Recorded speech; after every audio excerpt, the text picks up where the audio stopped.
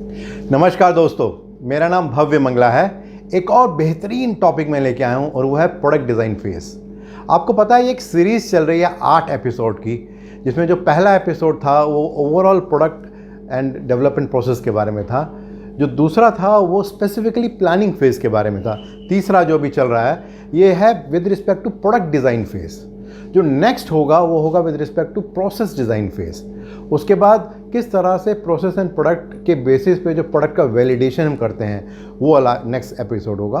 और उसके बाद होगा किस तरह का फीडबैक असेसमेंट जो कस्टमर से हमें आता है, वो अगला एपिसोड रहेगा। और उसके बाद क्या क्या डिज़ाइन में चेंजेस आते हैं उसको किस तरीके से हैंडल करेंगे, it will be about that. और उसके बाद लास्ट में होगा क्या क्या चैलेंजेस इंडस्ट्री में आते हैं with respect to design and development and what can be the possible major with respect to that. So आज स्पेसिफिकली मैं APQP का जो सेकंड फेज़ है जो कि अबाउट प्रोडक्ट डिज़ाइन है उसके बारे में मैं आपसे बात करने वाला हूँ। क्रिस्टोफर स्ट्रिंजर ने एक बहुत ही अच्छी बात कही है कि our role is to imagine the products that don't exist and then guide them into life. तो यही इस पर्टिकुलर सेकंड फेज़ में होता है, जहाँ पे जो कस्टमर की इनपुट आती हैं और जो हम प्लानिंग करते हैं उसके बेस पे यहाँ पर एक शेप देने की कोशिश करते हैं उस पर्टिकुलर प्रोडक्ट को कि किस तरीके का प्रोडक्ट दिखेगा जो फाइनली वो बनेगा। जो सबसे important aspect product design phase का है वो यह है कि कितने अच्छे तरीके से हम कस्टमर की रिक्वायरमेंट को अंडरस्टैंड कर रहे हैं और उस रिक्वायरमेंट के बेसिस पे हम वो प्रोडक्ट बना पा रहे हैं या वो एक ढांचा खड़ा कर पा रहे हैं जो कि कस्टमर की रिक्वायरमेंट को पूरा कर सकें। जो सेकंड फेज़ है उसमें जो इनपुट्स रहेंगे वो सारे इनपुट्स वो होंगे जो फर्स्ट फेज़ के आउटपुट से। तो अगर आपको याद होगा मैंने अपने पिछले एपिसोड में आपको बताया था जो 6 या 7 की आउटपुट होते हैं फेज़ 1 के, जो इनपुट बनेंगे फेज़ 2 के, वो हैं design goals, quality goals, reliability goals, preliminary bill of material, preliminary process flow chart, identification of special characteristics, making a product assurance plan and then finally involvement of the top management with respect to that. जब ये सारे के सारे input second phase में आएंगे तो यहाँ पर क्या क्या पॉसिबल आउटपुट आ सकते हैं with respect to product design phase, वो मैं आपसे शेयर करूँगा। ये करीब करीब 8 या 9 आउटपुट निकलते हैं और वो डिपेंड करता है organization to organization. Based on that कुछ कम होंगे और कुछ ज़्यादा होंगे। जो सबसे इम्पॉर्टेंट और की आउटपुट निकलता है वो होता है प्रोडक्ट ड्राइंग। जो प्रोडक्ट ड्राइंग है वो बेसिकली जो भी इनपुट्स हैं उन सबको हम उसके अंदर स्पेसिफाई करते हैं। It can be about statutory and regulatory requirement, about fit, functions, dimension, tolerances, जो भी कुछ पॉसिबल कस्टमर से इनपुट मिलते हैं उन सब को यहाँ पे हम ड्राइंग में डाल देते हैं, जिससे कि इसके बेसिस पे आगे की सारी एक्टिविटी हो सके।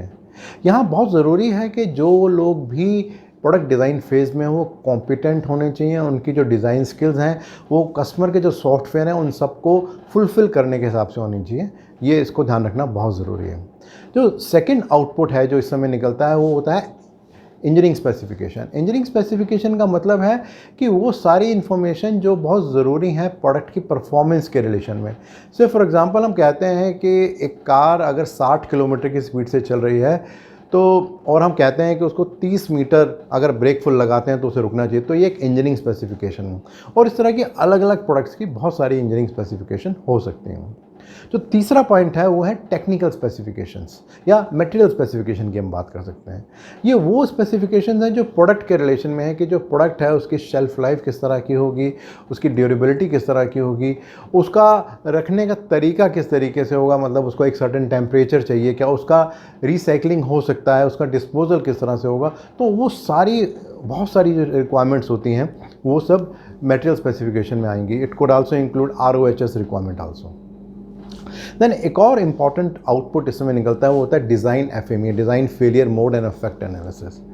ये एक लाइव डॉक्यूमेंट है। इवन दो हम बोल रहे हैं कि ये एक आउटपुट निकलेगा, बट ये कॉन्टीन्यूसली इसमें चेंजेस आते रहते हैं विद रिस्पेक्ट टू जो भी इनपुट कस्टमर से आते हैं या ऑर्गेनाइजेशन जब भी उसको टाइमली रिव्यू करता है तो उसके बेसिस पे कुछ ना कुछ इसमें चेंजेस आते रहते हैं। जो डिज़ाइन FME है वो बेसिकली चेक करता है कि क्या क्या पॉसिबल फेलियर्स आ सकते हैं इस प्रोडक्ट में with respect to product design.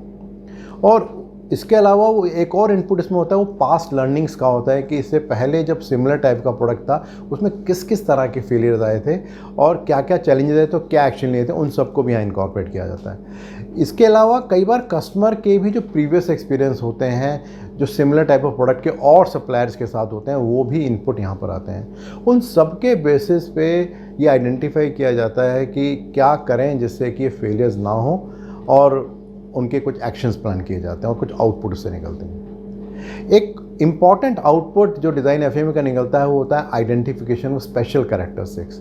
ये वो स्पेशल कैरेक्टरिस्टिक्स होती हैं जो कि प्रोडक्ट के फिटमेंट, फंक्शन, सेफ्टी के रिलेशन में होती हैं, और ये एक बेसिकली आउटपुट होता है या एक इनपुट होता है आगे जब PFMEA हम बनाते हैं। तो ये जो स्पेशल कैरेक्टरिस्टिक्स हैं ये हेल्प करती हैं ऑर्गेनाइजेशन को कि जब आगे उन्हें प्रोसेस को डिज़ाइन करना है तो ध्यान रखना है कि ये जो खास तरह की आइडेंटिफाइड की हुई हैं स्पेशल कैरेक्टरिस्टिक्स, इनका हमें स्पेशल ध्यान रखना है अपार्ट फ्रॉम बाकी सब कैरेक्टरिस्टिक्स के। दैन उसके अलावा कुछ और इनपुट्स जो आउटपुट निकलते हैं इस प्रोसेस के, उसके बारे में बात करें तो किस किस तरह के इक्विपमेंट्स, फैसिलिटीज़ हमें नई चाहिए, क्योंकि जब हम प्रोडक्ट डिज़ाइन करते हैं तो हमें रियलाइज़ होता है, से फॉर एग्जांपल ये आइडेंटिफाई किया जाता है कि इस बार हम एल्युमिनियम डाई कास्टिंग ना करके मैग्नीशियम डाई कास्टिंग करेंगे। तो अगर हमें मैग्नीशियम डाई कास्टिंग करनी है तो उसकी किस तरह की मशीनरी हमें लानी पड़ेगी, किस तरह का इंफ्रास्ट्रक्चर हमें क्रिएट करना पड़ेगा, वो एक तरह का एक आउटपुट होता है इस पर्टिकुलर फेज़ में।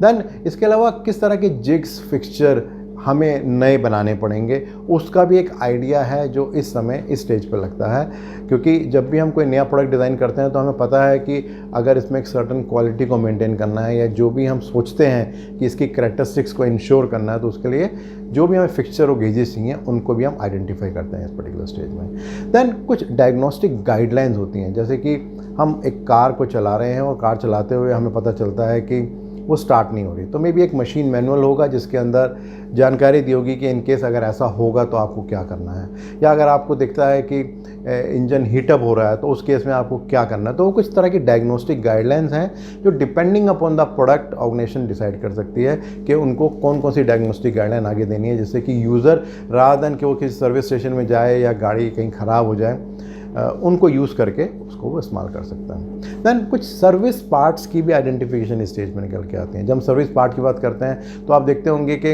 एक व्हीकल के साथ जनरली एक मेडिकल किट होती है, एक बल्ब होता है, पहले एक स्पार्क प्लग भी आता था और इस तरह की कुछ और चीज़ें, एक एडिशनल टायर भी होता है। तो ये सारी के सारी आइडेंटिफाइड की जाती हैं during this product design phase, जहाँ ये डिसाइड किया जाता है कि अगर इस प्रोडक्ट को हमें आगे देना है कस्टमर को तो उसके साथ में क्या क्या पॉसिबल चीज़ें होनी चाहिए। तो ये कहीं पर रिक्वायरमेंट हो भी सकती है और कहीं रिक्वायरमेंट नहीं भी हो सकती है। दैन जो डिज़ाइन एफएमई हम कर रहे थे उसका एक और जो की आउटपुट होता है वो होता है कि कितना ईज़ होगा with respect to manufacturability and assembly. इसको देखना बहुत ज़रूरी है कि हमने बहुत अच्छी ड्राइंग तो बना दी, उसके हिसाब से हमने बाकी एक्टिविटीज़ भी कर दी, बट क्या एक्चुअली में उस प्रोडक्ट को हम मैन्युफैक्चर कर सकते हैं? क्या एक्चुअली में उस प्रोडक्ट को मैन्युफैक्चर करने के बाद उसको असेंबल करना और कस्टमर तक भेजना आसान होगा? अगर उस बात का हम ध्यान नहीं रख रहे तो भी एक चैलेंज है। तो ये एक बहुत इंपॉर्टेंट एक्टिविटी है जो इस स्टेज पे करनी है। जैसे मैंने पहले आपको एग्जांपल दिया था एल्युमिनियम डाई कास्टिंग की जगह मैग्नीशियम डाई कास्टिंग। नो, अगर ऑर्गेनाइजेशन ने डिसाइड कर लिया कि मैग्नीशियम डाई कास्टिंग करने से ज़्यादा बेनिफिट रहेगा, तो क्या हमने ये असेस किया कि उसके लिए जो इंफ्रास्ट्रक्चर चाहिए, जिस तरह की कैपिटल इन्वेस्टमेंट चाहिए, क्या वो ऑर्गेनाइजेशन बियर कर सकती है या कस्टमर उसको सपोर्ट करने के लिए तैयार है? या अगर हमने कोई ख़ास टॉलरेंस उसके अंदर स्पेसिफाई कर दी तो उसके लिए क्या नॉर्मल हमारी जो प्रेस शॉप की मशीन्स हैं उससे हम काम कर सकते हैं, या फाइन ब्लैंकिंग की कुछ खास तरह की रिक्वायरमेंट है जिससे इन्वेस्टमेंट बढ़ जाएगी? तो इस बात को समझना बहुत ज़रूरी है कि कितना ईज़ है मैन्युफैक्चरेबिलिटी का और असेंबली का, वो भी इस स्टेज पे देखना बहुत ज़रूरी है। एक बार अगर ये ब्रॉडली सब आउटपुट निकलती हैं तो क्या क्या चीज़ें हैं जो साथ में सपोर्ट करने के लिए चाहिए? तो जो कॉमन चीज़ें साथ में चलती हैं वो है कुछ ना कुछ डिज़ाइन में रिव्यू आता ही रहता है या रिवीजन आता ही रहता है, मे बी कस्टमर की तरफ से या मे बी ऑर्गेनाइजेशन की तरफ से, या मे बी कोई लीगल रिक्वायरमेंट्स अगर कोई चेंज हो रही हैं तो उसको भी टाइमली हमें रिव्यू करना है कि क्या क्या चेंजेस आ रहे हैं, और उन चेंजेस के बेसिस पे अगर हमारी drawing, technical specification, engineering specification, DFA भी अगर रिव्यू हो रहा है तो उसको भी हमें करना है। दैन जो डिज़ाइन का रिव्यू है वो भी होना बहुत ज़रूरी है। जो डिज़ाइन रिव्यू है उसका इंटेंट ये देखना है कि जो टाइमलाइन हमने डिफ़ाइन किया था क्या उस टाइमलाइन के हिसाब से हम चल रहे हैं, जो एक सर्टेन कॉस्ट था जिसको लेके हम चले थे शुरू में, जो कस्टमर ने हमें टारगेट दिया था, क्या डिज़ाइन करते हुए क्या उस टारगेट को हम मीट कर पाएंगे, ऐसा तो नहीं है कि हम ओवरशूट करने वाले हैं उसके। और इसी तरह से और बहुत सारी चीज़ें हैं जो डिज़ाइन रिव्यू में चेक की जाती हैं जस्ट टू इंश्योर कि हम सही दिशा में जा रहे हैं या नहीं जा रहे हैं।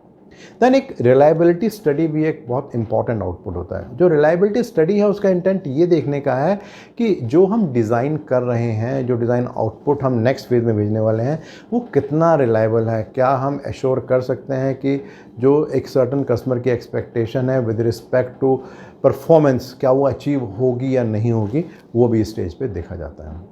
और लास्टली जो सबसे इम्पॉर्टेंट है वो मैनेजमेंट की सपोर्ट है कि जो भी कुछ इस फेज़ में हो रहा है क्या वो सारा का सारा सारी इन्फॉर्मेशन मैनेजमेंट के पास जा रही है। अगर कहीं भी हमें चैलेंज आ रहे हैं, कहीं हम फंस रहे हैं, कि हमें लग रहा है कि ये काम नहीं हो पा रहा है या कॉस्ट ओवरशूट हो रही है या टाइम डिले हो रहा है, तो क्या वो सब चीज़ों को हम टाइमली एस्केलेट कर रहे हैं मैनेजमेंट को या नहीं, ये बहुत इंपॉर्टेंट है इस पर्टिकुलर फेज़ के लिए।